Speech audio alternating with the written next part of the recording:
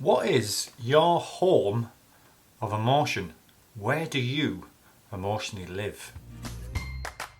Mindful Dads. Hey everyone, welcome to Mindful Dads. I'm Alan and we're going to talk about where you live emotionally. If we can get to know our brain, our mind and our body, then we can lead a better life where we can ease through difficult things a little bit better than if we were on autopilot all the time.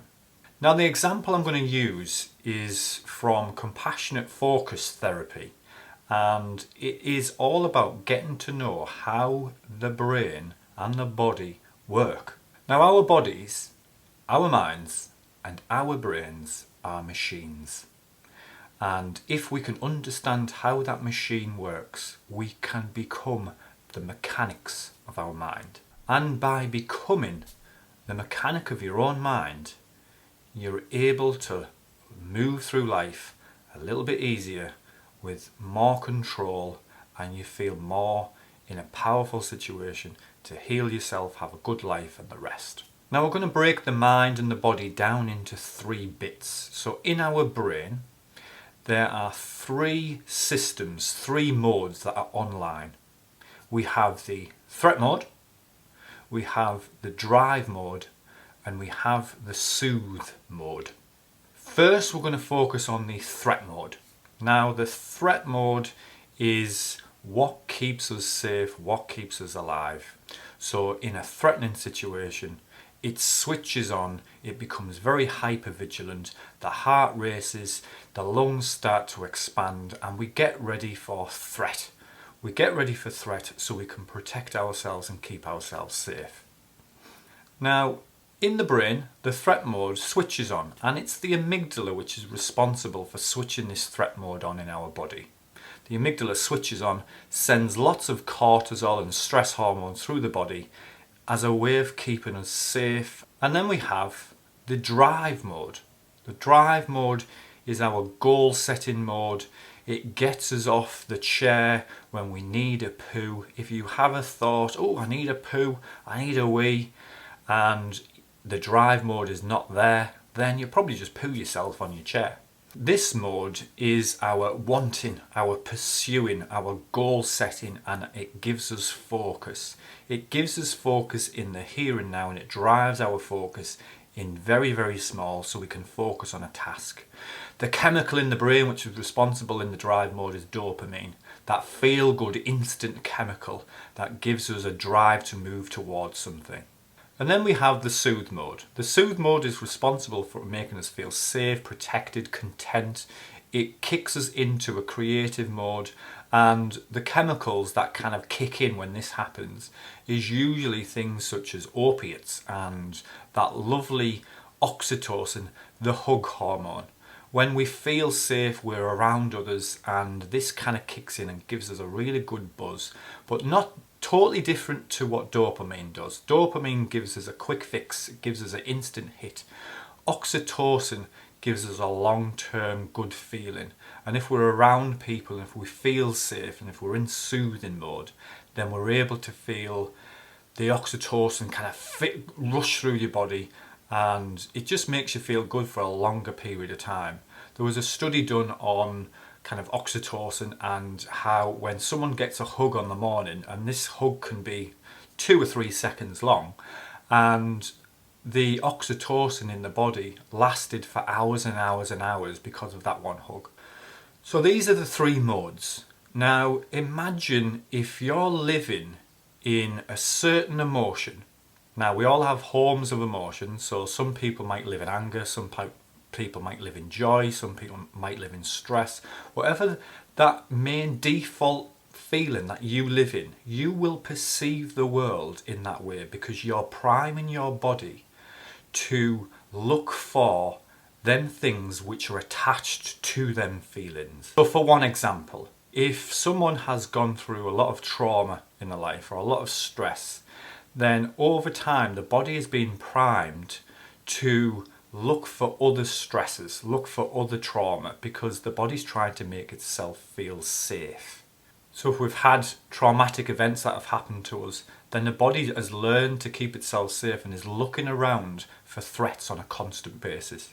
If we view life in a very joyful way, then that emotion that we tend to be in a lot of the time, then the world outside us will be a very joyful place, because what will happen is we've primed our body to feel that way most of the time, and the things around us will be more joyful.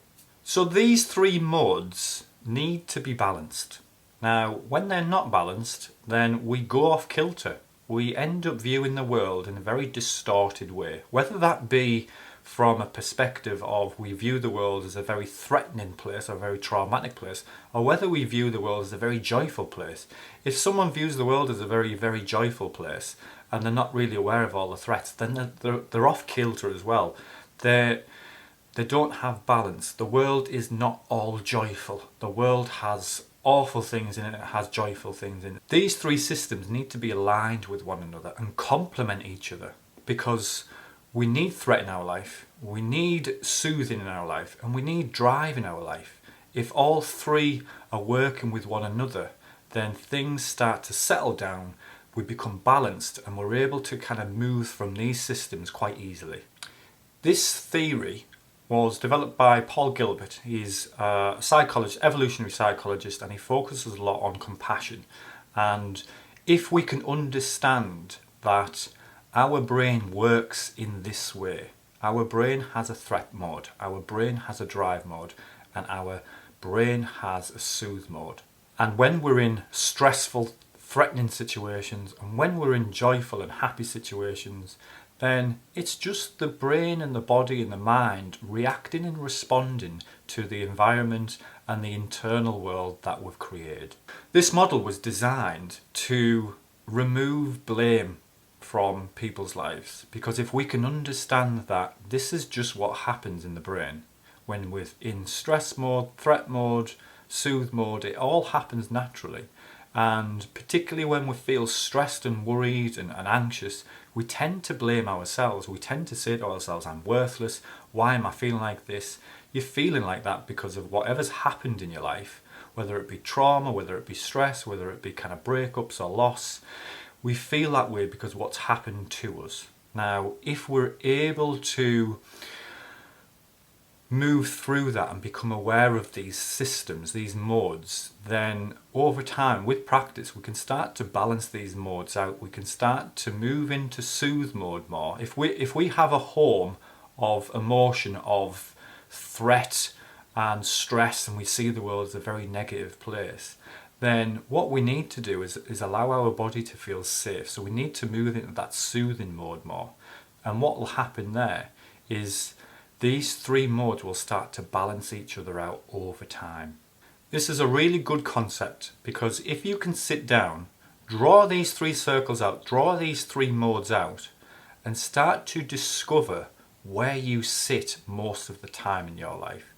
If you're sitting in threat mode most of your life, then you're going to view the world in a very threatening place. You're going to be looking for a lot of threat and stress because your body's primed in that way.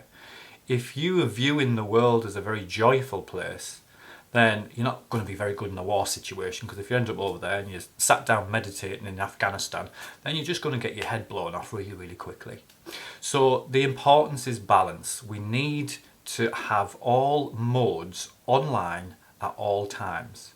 But when one is bigger than the other, then that's when we become off balance and the world becomes a little bit distorted. We start to view things in a very distorted way.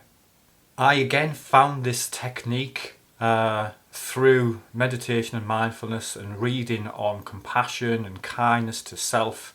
And once I sat down with myself and kind of looked at how do I create balance through these three modes, then things started to kind of even up a little bit. I started to view the world in a balanced way rather than a threatening place or an extremely joyful place. Everything started to kind of just hone in, create balance, and things start to become very, almost like in flow more.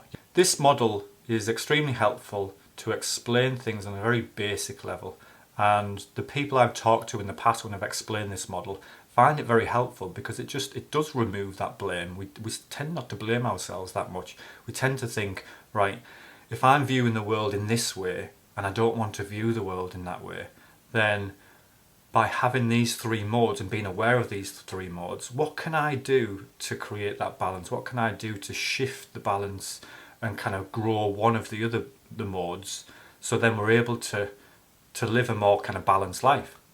Emotional awareness and emotional intelligence is key to getting to know ourselves more and key to moving through life in a more balanced way. This little model is very helpful with regards to that. As always, thanks for watching. Don't forget to hit that subscribe button, hit the like button, and I'd love to hear any comments below with regards to what is your home of emotion. We'll see you soon. Mindful Dads.